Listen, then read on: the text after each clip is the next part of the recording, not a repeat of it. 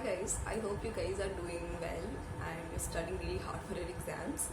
So इस video में मेरे को लगा कि आप लोग के लिए मुझे ये लाना चाहिए कि आप लोग को अकाउंट्स का रिवीजन कैसे करना चाहिए, बिकॉज एनी हाउ मैटर करता है कि आप कितने अच्छे से रिवीजन करो और कितने इम्पॉर्टेंट क्वेश्चंस को कितना बार आप क्वेश्चन को सॉल्व करके जा रहे हो, बिकॉज एग्ज़ाम में वही मैटर करता है। तो आपका जो रिवीजन स्ट्रैटेजी है वो बहुत फुल प्रूफ और प्रॉपर होना चाहिए। तो इसके लिए मैंने कुछ पॉइंट्स जॉट डाउन किए जो मुझे लगता है कि वो बहुत इंपॉर्टेंट है। So let's start the video. सबसे पहले मुझे लगता है जो सबसे इम्पॉर्टेंट है वो है प्रैक्टिस। सबसे ज़्यादा जो गलती करते स्टूडेंट्स वो होते हैं कि वो लोग बहुत कम प्रैक्टिस करते हैं। अकाउंट्स सब्जेक्ट में अगर आप प्रैक्टिस नहीं करोगे तो मैं बोलूँ आप सबसे बड़ा ब्लंडर कर रहे हो। आपको सोच के रखना पड़ेगा कि आप कॉन्सेप्ट अब जितना क्लियर होना था हो गया, आपको ज़्यादा फोकस करने की आप ज़्यादा से ज़्यादा क्वेश्चन प्रैक्टिस कर पाओ, वो सबसे ज़्यादा इम्पॉर्टेंट है। So this tip is super important कि आपको कोशिश करना है कि आप सारे चैप्टर्स का बहुत सारा क्वेश्चन बनाओ, जिससे आपको एग्ज़ाम में आप पैनिक ना करो किसी भी क्वेश्चन को देख कर। आपको हर चैप्टर का हर एक क्वेश्चन आपको बहुत अच्छे से आना चाहिए। तो आपका सबसे पहला इम्पॉर्टेंट जो पॉइंट है आपकी स्ट्रैटेजी में वो आपका यही रहेगा, राइट। दूसरा इम्पॉर्टेंट जो है पॉइंट वो है आपको फोकस करना है only on the most important chapters. देखो सबको पता है कि कुछ चैप्टर्स है जो ट्रेंड के हिसाब से हर बार आता है, जैसे आपका पार्टनरशिप है, शेयर्स है, फिनेंशियल एनालिसिस में कैश फ्लो है, एनपीओ, ये सब आपका ऑलमोस्ट 30 मार्क्स का कवर करता है ये, और ये हर बार आता है। और इसमें मैं बताऊँ क्वेश्चंस भी जो आते हैं ना वो रिपीटेड ही आते हैं, मतलब उसी टाइप के क्वेश्चंस आते हैं। अगर आप देखोगे ना तो आप देखोगे कि पार्टनरशिप में एडमिशन रिटायरमेंट का 8 मार्क्स का क्वेश्चन आता ही है।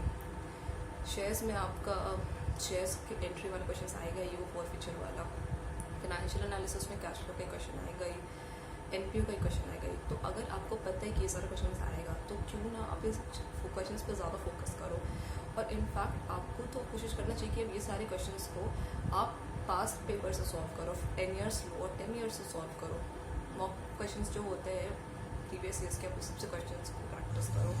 और मैं बताऊँ आपको ज़्यादा अलग अलग बुक्स फॉलो करने का ज़रूरत नहीं है। आप जो अपना ऑथर जो फॉलो कर रहे हो अभी तक आप वो ऑथर फॉलो करो, और आप ज़्यादा से ज़्यादा अगर आपको फॉलो करना है ना तो आप पास्ट ईयर पेपर्स और फोकस करो। उससे ज़्यादा आपको किसी भी चीज़ पे फोकस करने का इस पॉइंट पे ज़रूरत नहीं है, बिकॉज बहुत सारे स्टूडेंट्स क्या होता है ना अलग अलग टीचर्स प्रोफेसर्स का बुक लेते हैं और फाइनली कन्फ्यूजन में एंड करते हैं। सो आप उस चीज़ को अवॉइड करो और आपका टाइम भी ये बहुत सेव करेगा। इसके अलावा आपको पता है इशू ऑफ डिबेंचर्स का क्वेश्चन आएगा ही। इसमें हो सकता है आपका डिस्काउंट वाला जो पार्ट होता है उससे क्वेश्चन आ जाए, या नॉर्मल इशू वाले से क्वेश्चन आए। इसका फिक्स नहीं होता है, लेकिन बाकी का फिक्स टाइप का क्वेश्चन होता है। तो आप सारे एडजस्टमेंट्स को जो डिफरेंट है आप उसको आप क्या कर सकते हो ना, एक समराइज नोट बना सकते हो कि पार्टनरशिप में एडमिशन में कैसे होता है, रिटायरमेंट में कैसे होता है, डिसोल्यूशन में कैसे होता है। कैश फ्लो स्टेटमेंट का फॉर्मेट प्रैक्टिस कर सकते हो, बिकॉज फॉर्मेट पे बहुत मार्क्स होता है। बैलेंस शीट है तो आप बैलेंस शीट की फॉर्मेट पे प्रैक्टिस कर सकते हो, बिकॉज वो सब चीज़ का फॉर्मेटिंग बहुत इंपॉर्टेंट है। वो सब चीज़ आपके फिंगर टिप्स में होना चाहिए।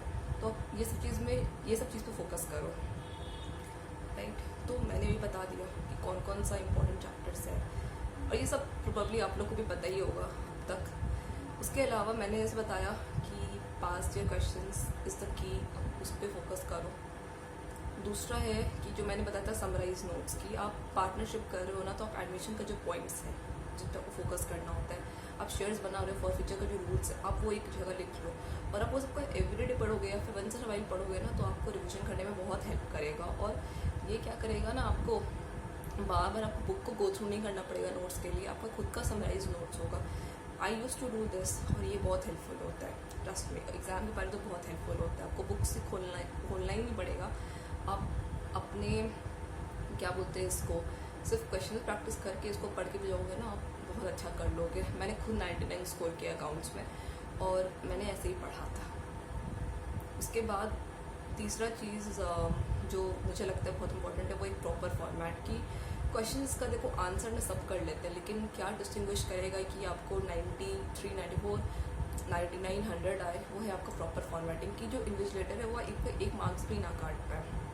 तो प्रॉपर फॉर्मेटिंग के लिए आपको पता होना चाहिए आपका कैश फ्लो का फॉर्मेटिंग बहुत स्ट्रॉन्ग होना चाहिए, बैलेंस शीट का सुपर स्ट्रॉन्ग होना चाहिए, आपका जो जर्नल वगैरह होता है आपको प्रॉपर होना चाहिए कि नरेशन कैसे लिखना है। आप उस सबसे प्रैक्टिस करो और आपको कब कैसे पता चलेगा कि आपका फॉर्मेटिंग प्रॉपर है कि नहीं, उसके लिए आप फुल पेपर सॉल्विंग करो। मैंने अपने पहले भी एक वीडियो में बताया था कि फुल पेपर सॉल्विंग बहुत इंपॉर्टेंट है। इससे आपको बहुत सारा चीज़ पता चलेगा। इससे आपको पता चलेगा कि आप पेपर अटेम्प्ट कर पा रहे हो कि नहीं, कितने अच्छे से पेपर को लिख पा रहे हो। खुद से आप एनालाइज कर पाओगे कि आप अपने आप को कितना मार्क्स दोगे, कहाँ पे आप गलती कर रहे हो, कौन सा कॉन्सेप्ट आपका वीक है। बहुत बेनिफिट है। तो फुल पेपर सॉल्विंग आप करो। एटलीस्ट मैं बोलूँ कि आप एटलीस्ट दो पेपर तो एटलीस्ट आप सॉल्व करो कि आप खुद से बैठो पूरे टाइम अलग एक लेंथ में बैठे, जैसे एग्जाम में लिखते हैं अपने वैसे लिखो और खुद से चेक करो।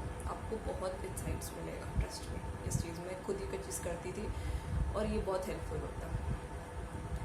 उसके बाद मेरे को लगता है कि एक चीज़ जो बच्चे वो कर देते हैं ना, मिस आउट कर देते हैं, वो होता है कि फोकस करते वो लोग ईजी कॉन्सेप्ट में। जो टफ कॉन्सेप्ट होता है ना, जैसे आप बोल लो कि कैश फ्लो स्टेटमेंट जनरली सबका वीक होता है, ठीक है। आपका जो रेशियो वाला जो रहता है ना, उसका एनालिसिस वाला पार्ट वो थोड़ा सा होता है वीक। फॉर्चर वाला पार्ट लोग का वीक होता है, तो वो सब चीज़ लोग छोड़ देते हैं। और एग्जामिनर क्या करता है ना, आपसे ये सब चीज़ से पूछेगा, बोर्ड आपसे ये सब चीज़ से ज़्यादा पूछेगा, बिकॉज टफ नहीं है कुछ भी, कॉन्सेप्चुअल है। तो मैं बोलूँ कि जो ट्रिकी पार्ट है ना, उसको छोड़ के मत जाओ। थोड़ा सा टाइम लेके वो सबको सॉल्व करो, वो सबको प्रैक्टिस करो, आराम से हो जाएगा। और लास्टली मैं एक चीज़ बोलना चाहूँगी कि जैसे टू टीचर्स, आपके जो टीचर्स आपको बोल रहे हैं, जो बुक फॉलो करने के लिए बोल रहे हैं, आप वही बुक फॉलो करो, स्टिक टू दैट बुक। जैसे मैंने पहले भी बताया कि आप 1000 लोग का बात बोल सुनोगे ना, ये बुक फॉलो कर लो, वो बुक फॉलो कर लो, तो 1000 लोग 1000 तरह का बात बोलेंगे और वो प्रॉपर टाइम वेस्ट होगा। क्वेश्चंस पूरा आपके बुक से होगा, जो आपका बुक आपके स्कूल या आपके टीचर अपने आपको बताया है। और पास ईयर पेपर्स आप देख सकते हो अगर आपको देखना है तो, कि आप कहाँ स्टैंड करते हो। इसके अलावा आपको कुछ और भी फॉलो करने का बिल्कुल भी ज़रूरत नहीं है। तो this was a short video from my side कि आपको अकाउंट्स के पेपर में एक्चुअली कैसे रिविजन करना चाहिए, बिकॉज अब बहुत कम टाइम बाकी है आपके एग्ज़ाम के लिए। सो गाइज ब्रेस योरसेल्फ, अच्छे से पढ़ाई करो। I know you can do really wonders. आप बहुत अच्छा मार्क्स ला सकते हो, ट्रस्ट मी। बस आप एग्ज़ाम के पैटर्न के हिसाब से पढ़ो कि जो क्वेश्चंस आता है वो सब चीज़ पे ज़्यादा फोकस करो। इससे क्या होगा, आपका बहुत टाइम सेव होगा और आपको कॉन्फिडेंस आएगा। और कोशिश करो कि आप पास ईयर पेपर्स सॉल्व करने का, वो आपको बहुत कॉन्फिडेंस देगा। और फॉर्मेटिंग के पार्ट पे आप बहुत फोकस करो, जिससे मैंने बताया। So thank you for watching the video. I hope you liked the video. So bye till the next time.